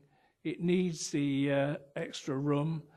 There will be problems in the morning and in the evening. But as I say, that's the same in any other school, and I don't see that will be sufficient reason for us not to let them have their demountables. Thank you, Madam Chair. Thank you, Councillor Harris. Anybody else wish to comment? Councillor Easton, then Councillor Davis, then Councillor Howard. Yeah, thank you, Madam Chair. Is this demountable for 2 nursery classes or for 60 pupils? Because you're looking at a length of a cricket pitch barely and 10 metres wide for 60 pupils for 2 classes effectively. So it suggests to me they're going to be rather cramped. So is it for nursery or is it for classes? Yeah, thank you, Councillor Easton. It would be for 2 classes. The capacity would be for up to 60 pupils, so that's a sort of maximum. Obviously, it's not anticipated that intake would all be at once, as sort of set out in my presentation and the report, that it would be a gradual need, and perhaps the need for both classrooms wouldn't be immediate. But to answer your point, permission would be for the 2 classrooms and associated facilities that could accommodate up to 60 pupils and 2 teachers. So my analysis is that eventually it could be 60 pupils in a very cramped space. I would suggest that the space isn't big enough. Maybe at the moment, maybe not in the future. The other question is regarding the catchment of the school. Have you considered the catchment of the school and the length of time that children are on the buses to get to that school, when you consider that I am aware that there are spaces in other Welsh medium schools in the county? I'll declare an interest at that point. I'm a governor of the Ysgol Fiend School. And I've education looked at the whole aspect of travelling children in buses. If they're going to go into a bus, they could go one way or another, where you've got capacity at the moment. Have all options been looked at in the matter of Welsh medium education? Well, I think we've worked closely with education to look at the transport solutions, not only what is the current level of use of that service, what is the capacity, and what could be done to, rather than increase numbers of school buses, but to make better use, say, with larger buses. So I think in terms of the detailed catchment, I think the main point is really from a planning point of view, it's consideration of the additional highway impact and potential for further vehicles and further points of conflict. And I think we're satisfied in recommending to you that there are ways in management that can be put into place that would not result in additional trips, additional harm to highway safety. I think that's the key from a sort of a planning perspective. That's the key point, really, that we've looked at what's capacity and looked what we can do to keep it to a similar level for the length of time the building would be there. Thank you, Councillor Davis. I believe you were next. Then Councillor Howard, then Councillor Brown. Thank you, Madam Chair. As somebody who lives in front of a primary school, I'm very well aware of the problems with traffic on Church Road in Caldicot. But having said that, it's the same as Councillor Harris has said. I go down to Devon to pick my grandson up on a Friday, perhaps twice a month. And if anything, it's worse there than it is on Church Road in Caldicot. But, in view of the situation with the school, I think I'm no problem with the location of the demountable. I don't see that really is an issue. And with the mitigations that are going to be put in place and the need for these Welsh primary schools, hopefully this will be temporary and within a few years we'll have a new school or another school, and those people will be without this issue, which I won't be on Church Road, but they may well be. So based on that, I think Councillor Harris is quite right, and I would second approval of this proposition. Thank you. Thank you, Councillor Davies. Councillor Howard? Yeah, I agree with most of the comments I've heard already. It's just a couple of things, and Andy's referred to any transport issues as being resolvable or could be managed. And I wonder then, given that with it being a Welsh school and the catchment is going to be wider than it might be for another one serving a local population, whether or not a travel plan could be a third condition to any consent. And I'm sure, and it's slightly off-piste here, but I'm sure it's a responsibility of individual schools to come up with safe travel plans or safe routes, and I wonder if one's been done for this school. The other point is about the temporary nature of the building, and my personal view is that the porta cabins are just that, for a temporary purpose, and ought to have a limit on them of 3 years or maybe 5 years in this case. And the reason I say that, and I appreciate that the development on the King Henry side, we hope is going to come forward and the provision will be replaced in due course. But I won't mention this school, but another school site within the county that's very busy and oversubscribed, I had a look at. I was quite shocked by the state of it, the arrangement of the temporary accommodation. And to be honest, it reminded me of a shanty town. There were lots of porta cabins that have been there for a lot longer than 3, 4 or 5 years. They were in a poor state. Lots of little convoluted paths amongst them, little additions and add-ons placed around the school grounds. And I was really surprised. And I know not every school benefits from being recently constructed or having sufficient outdoor space to be able to site things nicely. But I do think that pupils, if for any reason the King Henry development didn't come off within a shorter period, that the pupils there ought to deserve a better quality of accommodation than the porta cabin would provide. And for that reason, I'd go with everything in the report and what members have said, but suggest it ought to be subject to a temporary permission of 5 years, and that ought to cover the timescale for the other school then. Thank you, Councillor Howard. Councillor Louise Brown? Yes, thank you. It's funny, actually, I didn't know what Councillor Howard was going to say, because obviously I was in line to speak, but I would certainly second that proposal of the limitation of the time period, because I know that we did go on a planning site visit, and that particular school, I think, that was mentioned, I know has had a porta cabin there for at least 25 years. And, you know, I don't think it's acceptable to continue, you know, with 2 classrooms in a porta cabin and then start adding additional porta cabins as opposed to building, you know, a proper structure. I appreciate the issue with regard to funding and so forth, but, you know, over 25 years with a porta cabin is just too much. So I very much would support the idea of having a restriction in terms of the time period that this permission would be granted for. Thank you. Thank you very much. Do you wish to answer that, Andrew, please? Yeah, there's a couple of points there. Going back a couple of steps to Councillor Howard's suggestion of a travel plan. I think the condition that's set out, condition number 3 in the report, already would cover a lot of those aspects. I think it is a fairly robust condition, given that, you know, we would be conditioning it just in sort of this development in isolation rather than the wider school. In terms of the movings of a temporary consent, I mean, the application is proposed not as a temporary consent. It is would be granted as proposed in perpetuity. I would just question the sort of the planning reasons for that. I mean, I think the wider issues of student accommodation levels and standards is perhaps one for education, because clearly there are 2 already porta cabins in situ, and whilst it's likely that by 2023 an alternate will be have had planning permission and secured, certainly not a certainty. And I just question what really would be the grounds not to allow a temporary to allow a temporary permission, what would the planning reasons really be for that, given and what planning harm would be created by this being approved in perpetuity? Thank you, Andrew. Councillor Philip Murphy. Yeah, thank you, Chair. And we can't impose a timescale on this. Councillor Harris and I are both on the 21st Century Schools Project Board. I don't think that affects us on this application at all. But just to say, with the benefit of our knowledge from that board, we are doing everything we possibly can to see to the provision of the 3 to 19 school in Abergavenny, and that would, if everything comes off, lead to the re-provisioning of this school.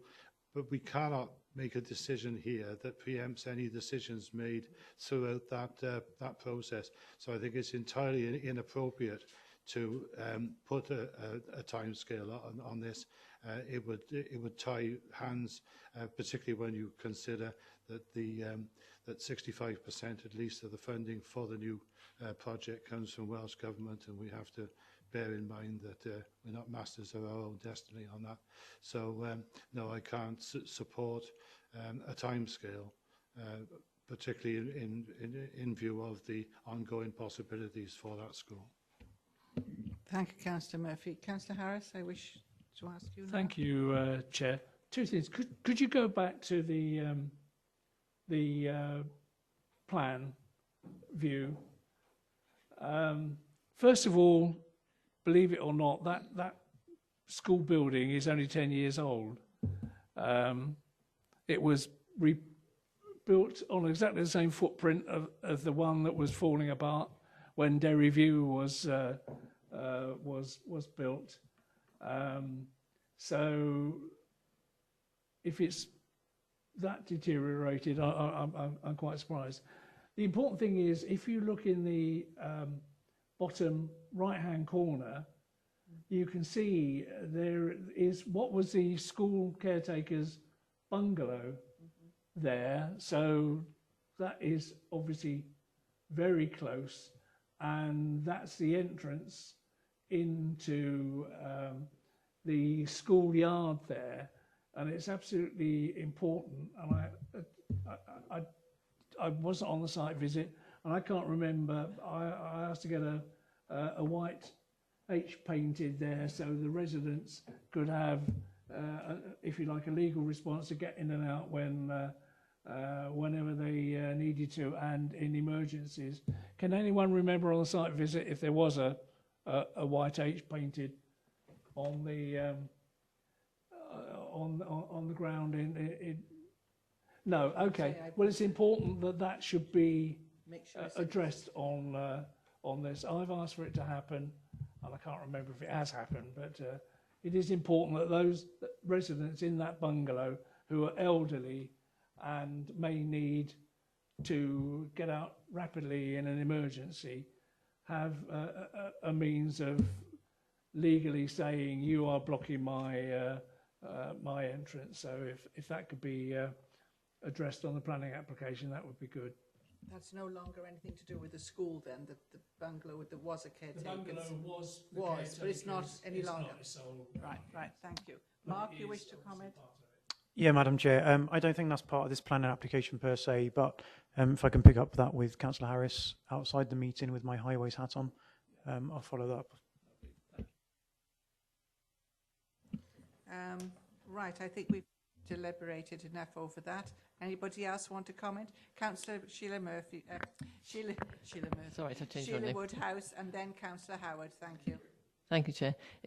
I just wanted to say that, yes, I can understand why we're going to be looking at this. This is a successful school. I've seen it moved around from the Bryn to the youth centre, the old youth centre, now up to what was formerly St David's, as Councillor Harris pointed out. It's moved around, it's grown and grown, and it is a successful school. I just uncomfortable with agreeing for our children to be educated in porta cabins. I thought we'd moved on from that a long time ago. However, I understand the circumstances surrounding this, and I just wondered if there was some way that we could endorse this, the fact that we are doing this because it's a successful school and there is a plan for the future. It's not just because we think they need extra space. We do know that there are future plans for these children to be educated elsewhere because they, you know, as I say, the school has been so very successful. If it moves into Derry View, then obviously they'll have enough space. But that could be 3 years off, as we've been hearing. I don't know how many pupils are in Derry View at the moment, whether or not it could be looked at perhaps with the possibility of swapping schools.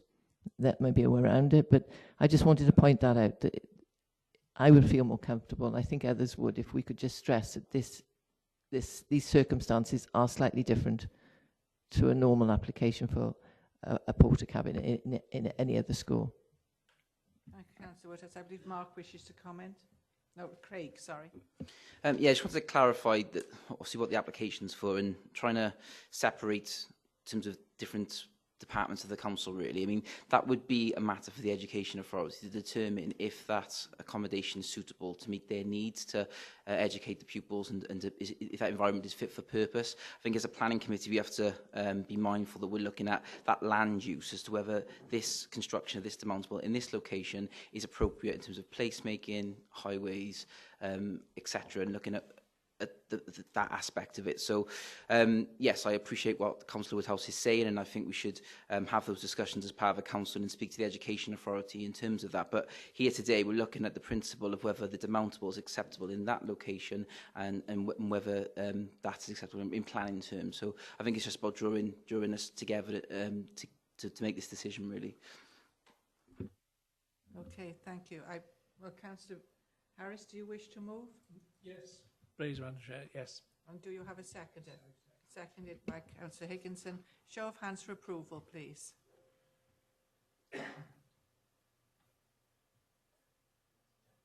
Those for refusal, please. Sorry? I just say for refusal. Count and abstentions. One for abstention. Thank you very much indeed. Thank you, Chair. That application's been approved. We now go to page 71, I believe. Aren't we on 71? Yes, page 71, 01017, and this is a double garage at the Chateau, Cashways by Bigbear Bridge. The Chateau, yes. Yeah. It's very hello, isn't it? Yes. Yeah, so that's the building. It's a detached double garage. It's in the middle of the village, not far from the sloop, which is on the other side of the road, further back to the right. It's not owned by any of the neighbouring properties. And the proposal is to change it, convert it and extend it to a very small, compact holiday let. So that's there. Let's have a look at the slides. So it's brick built with some timber frontage, slate roof, a side wall. That's the side facing the neighbour where the extension will be. And that's the back of it. There was actually evidence there was a window there originally. And that's the front.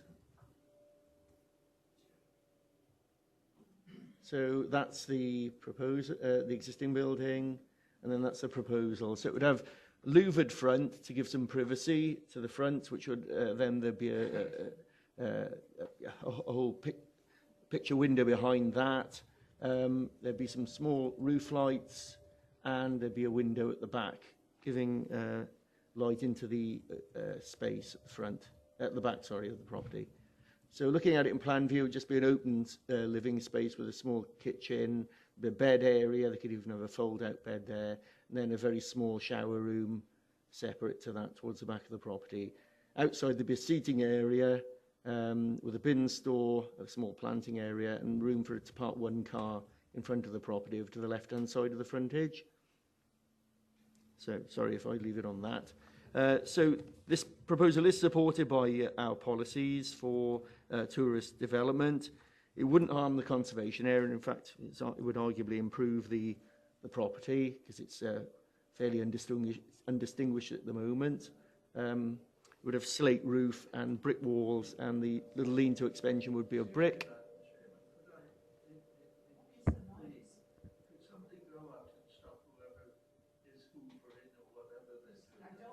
Sounds like a fan, I think. It's what, sorry? I think it's outside the door. Yes, I think it's outside of the machine. Shall I speak up?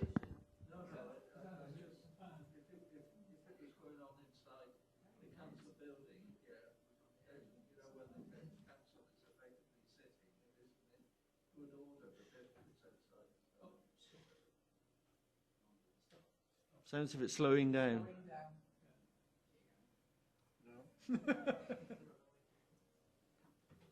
Madam Chair, given that Richard needs to keep taking minutes, I'll pop outside and see what I can find out.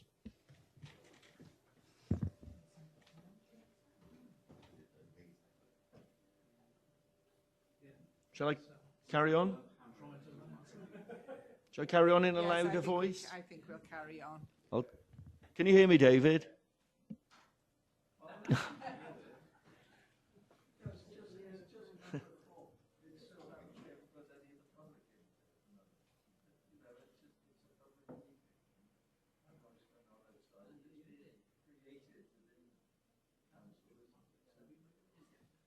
Right, carry on, Phil. Okay, so as said, there'd be room for a space in front. For it would only be suitable really for a single or person or maybe a couple of walkers, possibly. A very compact space. Yeah, supported generally by policy. It wouldn't harm the conservation area. AONB officer supports the proposal. There are concerns from neighbours about noise and impact on the parking driveway for the property to the right as we were looking in that picture. If I go back to the first slide. But there will be a gap of 4 metres back this way before any screen fencing starts for the amenity area in here. And in fact, looking right from the neighbour's driveway over to the right, the neighbour's vision is already blocked by a big planting area over to the right-hand side. So this won't do anything to actually worsen that situation. And a vision looking this way is very good, actually, but it is limited to the right. But the building could be used to store 2 cars. There could be fairly regular movements from the building as it is now. So this shouldn't increase traffic significantly, and in fact it might even reduce traffic. So it's a reasonable scheme. Appreciate it's a small building, but it has been slightly enlarged on that lean-to extension, and it would provide small, compact tourism accommodation, so it would accord with our policies to support this form of development. So we would recommend approval. Beijou at the Chateau. Some of us saw it yesterday, so I'll wish someone to start the comments.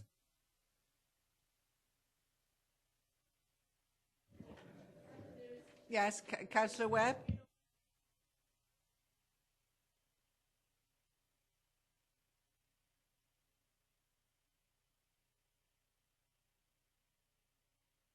Oh, sorry.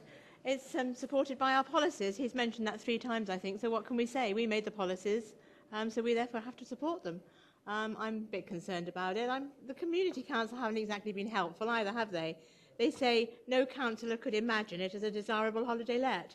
That's the end of the story. No talk about policy or neighbouring considerations. There's a lot of neighbouring comments here, which I thought they could have included in their comments. But what can we say? It's supported by our policies, Phil. So I am concerned about the highway aspect because that's changed a lot since that garage was built. The traffic along the A466 has mountably increased since that garage was built, and the visibility isn't good, as we looked at yesterday. But I imagine that I'd have to move this application. Thank you, Councillor Webb. I'll take Councillor Becker, then Councillor Maureen Powell. I'm going to be almost as helpful as the Community Council. I mean, it's a bit silly. But if they think they can make a holiday let out of it, then it's within our policies. It's not breaking any of the rules. It was a garage already, so there would have been a car coming out of there. I would second approval. I wonder if anybody will want to stay there, but that's not really my concern. So. Can we look at it on our design tour next time, please? Yes, we'll make a note of it, Councillor Webb. Councillor Powell. Thank you, Chairman. Well, I was looking at that garage, and in actual fact, if it hadn't got anything inside it, it's probably room for 2 cars. So if it was left as a garage, you might have 2 cars coming out. As it is, if it's going to be a little holiday let, there will be only one. And I know it seems a bit strange to us to have a place so small, but I've no doubt for walkers who just want somewhere to put their head down when they've finished walking and make themselves a meal, that it'll probably be quite all right. So I think we've got to go with it. Anybody else wish to comment? Phil? No. Well, I could do it just to echo what everybody else said. It's in policy. If it's small, that's up to the people renting it, isn't it? Councillor Dovey, then Councillor Harris. Thank you, Madam Chairman. I echo. So, people are not so enthusiastic about listening to me normally, but here we go. I have my concerns about it because, as Councillor Webb has said, the traffic movements on that road now are far different to what they were when that garage was built. You only had to see when we were parked up there yesterday, and people do park on the road there, and it makes it difficult. And the other thing I was concerned about, and I did mention it yesterday, is when the kitchen area, etc., is put on, the exhaust from the cooker or whatever, the extractor that comes out will be towards the right, but more importantly, it comes out at a level that is opposite the windows of the residence that is above it, and according to whichever way the wind is blowing, they would benefit from enjoying what comes out of the place. For those reasons, no, I don't support it, Madam Chairman. Thank you, Councillor Dovey. Councillor Harris. Thank you, Madam Chair. It may be within our policy, and unfortunately, I wasn't there to see it yesterday. But from what I've seen, it's built into the side of a hill. It's a single skin building, and our policy we've got, but I don't think our policy envisaged we'd be looking at situations like this to convert a garage into a holiday let. So I say we might have a policy, but I think we've got to look at where the policy applies. And I'm afraid I just can't support this. Councillor Becker. Yeah, I mean that point taken, Chair. But I mean, if we didn't, then we'd have a dilapidated garage there. So I actually feel that in some ways the policy is working for us in that we're getting something that's actually going to be better than what was there by the time it's had work done on it. So, and obviously it'll have to meet building regulations, so it'll be insulated. They won't necessarily be building a skid inside. There's all sorts of things that can be done to buildings these days to insulate them so that they meet modern building regulation standards. So we know what can be done with barn conversions as well. So this is obviously a smaller space, but it will have to meet building regs to meet the modern day livable standards for a proper holiday let. Councillor Dovey. Absolutely last thought, Madam Chairman. Policy is for guidance, not necessarily for obedience in all cases. Well, I suppose it could be sold off as a garage anyway to a neighbour or whatever, or a workshop.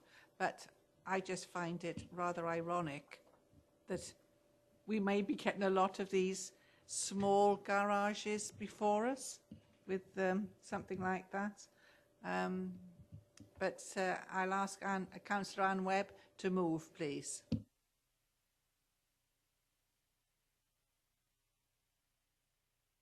I move, Madam Chairman. Thank you. Sorry, I've got problems here.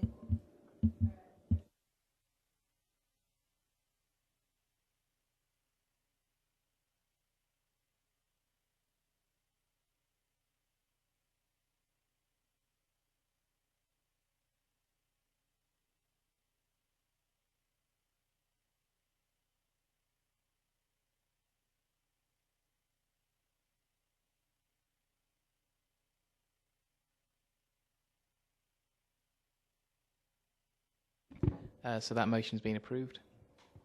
Thank you, Denzil. Right.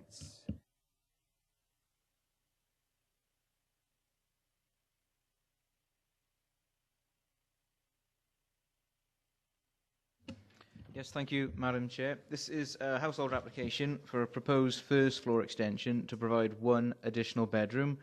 The application is presented to you today as Planning Committee, as the applicant is an employee of Monmouthshire County Council who works closely with the Planning Department. There's a couple of photographs just on screen. I'm afraid they don't give a particularly clear view of the front of the building, but you can see it's a modern detached dwelling. So the site is located along Ethley Drive, along the southern edge of the village of Raglan in a wider modern residential housing estate. Just quickly look through the plans. That's it there. It's towards the end of the cul-de-sac. So you can see the existing plans there. Dwelling previously had a garage, an integral garage, which was converted and permitted development rights. So it's now sought to build above this to provide the bedroom space. So the extension will be set down from the main ridge line and recessed from the principal elevation. New first floor windows will be provided to the front and rear, with the proposed side elevation being blank. External materials would include matching brickwork and concrete interlocking roof tiles, and the existing parking arrangement for 2 off-street spaces would be retained. With regard to our detailed considerations officers, the site is within the development boundary for the village of Raglan, in which extensions are acceptable in principle, subject to design and impact on neighbours and other material considerations.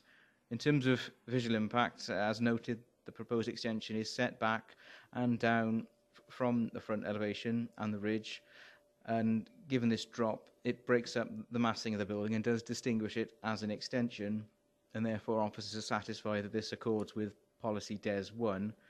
In terms of neighbour amenity impact, no objections have been received from any third parties. One new first floor bedroom window would be located to the rear of the extension, but given the orientation of the buildings, it's not considered this would give rise to any additional overlooking issues, and therefore considered to meet the criteria set out in policy EP1, and therefore subject to the conditions in the report. It's presented to members today with a recommendation to approve. Thank you, Andrew. Councillor Webb? Can I move approval, please, Madam Chairman? Right, so it's been moved and seconded for approval. Show of hands for approval, please. It's unanimous. That's unanimous. Thank you very much indeed. Are the lights dimming in here as well?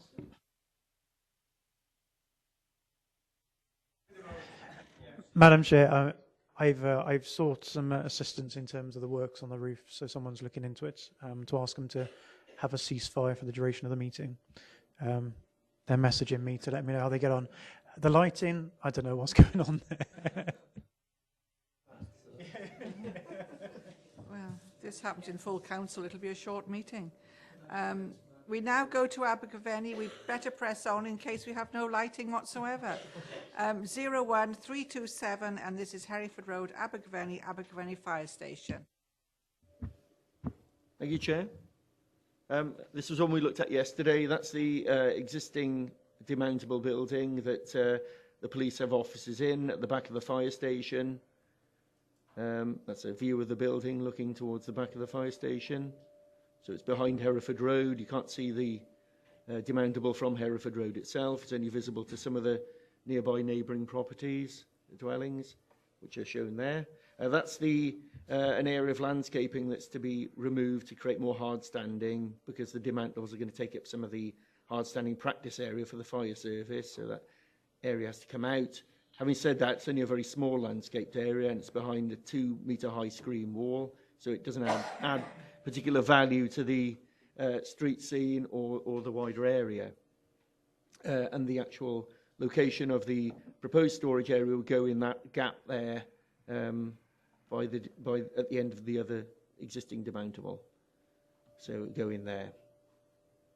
That's showing the arrangement there, and that's showing where the location of the existing O1 demountable is, and O2 is a proposed storage building for the police. So it'll be up to 6 police in that demountable, and it's a temporary solution with the police station having closed while they assess whether to have a joint base for the fire service and police service, and this will be a roughly 2-year temporary sort of arrangement while those plans are finalised. So that's the existing store, existing office rather, which you can see, is the existing building, and that's the proposed store for the police as well for their equipment. So sorry, I'll leave it at that. I'll leave it at that one. So yeah, we would recommend approval. It's only for a temporary period. It doesn't have an adverse impact on any neighbouring properties, and it doesn't harm the visual amenity area being right behind the building, so it's very discreetly located. So we'd recommend approval. Councillor Murphy? I would agree with that, Chair. Propose approval.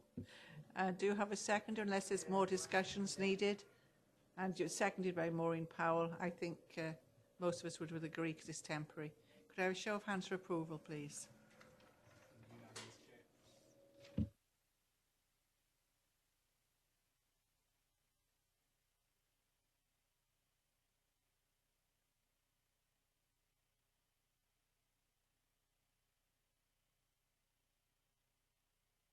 We now go to item 5 on the agenda, and Mark, do you wish to address item 5, please? Adopted LDP infill development. Phil, you're going to do it. That's fine. Thank you. Members will recall that this came to you some months ago to agree for the document to go out for consultation purposes. Consultation has taken place, and you'll see the summary of comments within as appendices to this, as an appendix to this guidance and the covering report.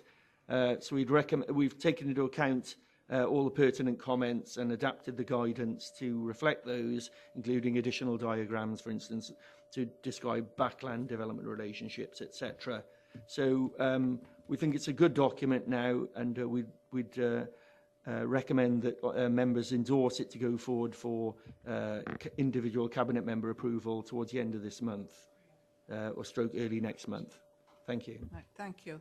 I'll take Councillor Brown and Councillor Giles Howard. Yeah, I think it's a much improved policy, and when I read it, I was pleased to see what it was saying. I think that there's only slight amendments. I think page 125 mentions March 2019, so I presume that the date will be updated when it gets to Cabinet, or yeah. All I know, and I thought it should have had an amended date when I looked at it because it was a different policy. But yeah, I'm very happy with that, and I'm pleased that the comments have been taken account of. Thank you. Thank you, Councillor Brown. Councillor Howard. Thank you. Yeah, I'd asked for one very small change, and I'm sorry, I closed the document in error, so I'm flicking through. There's a table that shows. I'm getting there.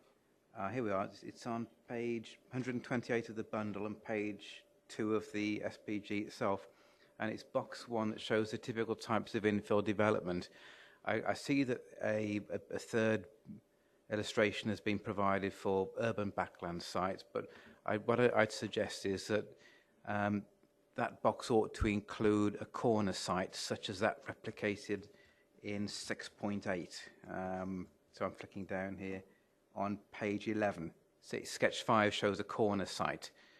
So what I'm saying is, if we're considering a corner site could be infill, then perhaps that ought to be replicated in that initial box showing the various types. And that's all. Otherwise, I think this SPG would be really useful, and I thank the team for bringing it forward. Thank you, Councillor Howard. So we really need to agree that it comes to full council now, the end of the consultation. So you agree with that happening? Individual cabinet member decision, yes, Madam Chair. Sorry, yes, it was. You're all in agreement with that, though, I'm sure. Yeah, sorry. Okay. Right, thank you very much. Could I have a show of hands then, please? Thank you very much. And now is the local development draft archaeology planning. Craig, thank you. Thank you, Madam Chair.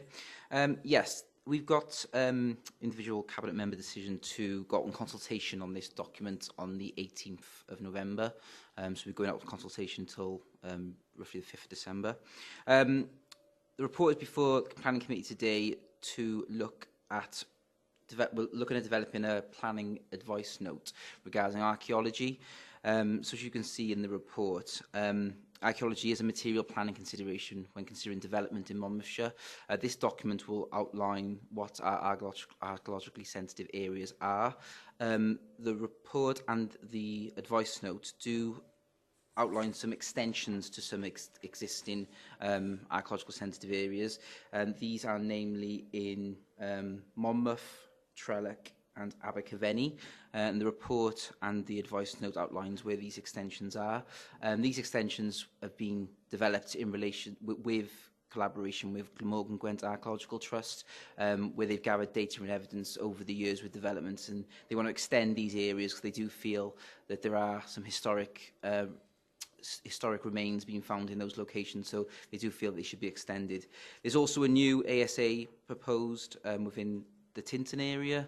So Tinton as well has also got an archaeological sensitive area now. Obviously this has significant amount of heritage there in those areas with churches and obviously the cathedral. So we feel it is appropriate to stick an archaeological sensitive area there as well. So the report is, and the planning advice note is presented to the planning committee for comment as part of the consultation process. So any comments you have today, we could feed back into that consultation process. But that's what it's here for today. Right, thank you very much indeed, Craig. Councillor Brown? Yes, I'm just a bit concerned about the consultation dates, because obviously community councils have got a good idea of you know, their particular area and you know, their historical and archaeology sites. And if it's from the 18th of November to the 5th of December, there needs to be an allowance for extensions according to when the community councils and town councils meet, you know, because otherwise, in view of the period, I mean, the 18th of November to the, did you say the 15th or the 5th of December? Yeah, that's a very short consultation period, and I don't think it's long enough. I think it should be a longer period than that. Thank you.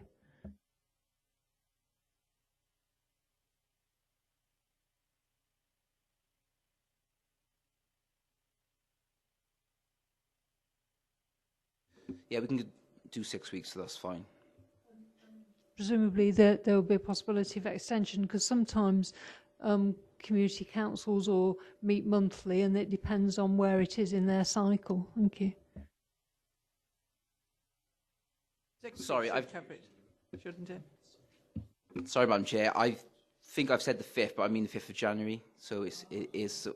So it's my apologies for saying the 5th of December. So it'll be over that period. And I'm just counting out now, and that is actually more time than we normally have because of the Christmas period as well. So 1, 2, 3, 4, 5, 6 is the 30th. So yeah, 7 weeks consultation period, which would be satisfactory. In terms I was thinking you've got Christmas, New Year, and I think there's something else happening now in December as well. I think there is. So I think that we need perhaps, you know, plenty of time as well. Right, thank you. So everybody in agreement with that? Right, could I have a show of hands, please? Thank you all very much indeed.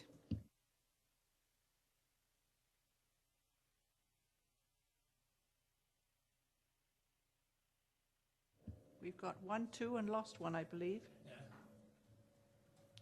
Anyone wish to comment? We'll just take it as information. Right, thank you all. So we're doing quite well on that with winning 2 and losing just 1. So thank you all very much indeed. And I declare the meeting closed.